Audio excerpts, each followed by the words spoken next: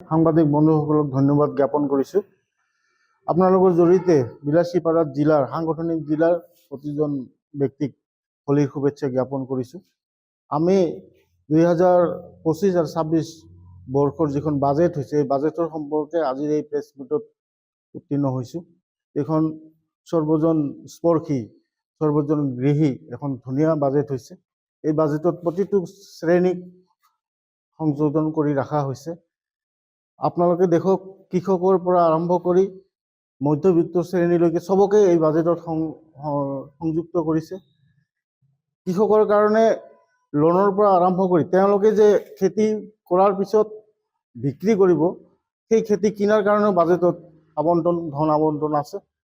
আৰু আমাৰ চাহ জনজাতি শ্ৰমিকসকলৰ কাৰণে 6.7 লাখ শ্ৰমিকক 5,000 টকাকৈ আবণ্টন দিয়াৰ কাৰণে বাজেটত সন্নিবিষ্ট কৰিছে।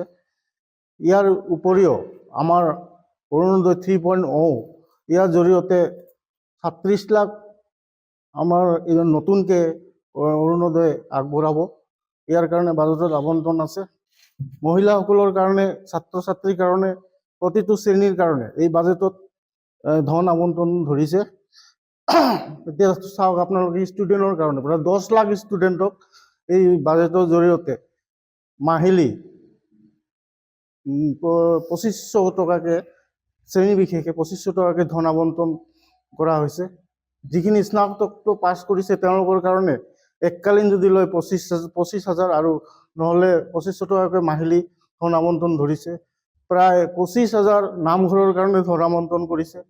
ইয়াৰ উপৰিও চবতকৈ ডাঙৰ কথা হৈছে যে অসমৰ আপোনাৰ দেশ গীতটো অসমৰ এই জাতীয় আমাৰ যিটো সংগীত ইয়াক বিশ্ব দৰবাৰত লৈ যোৱাৰ কাৰণে প্ৰায় 1 কোটি মানুহ একেলগে গানটো গাব পৰাকৈ এটা ব্যৱস্থাৰ কাৰণে বাজেটত ধন আবণ্টন ধৰিছে।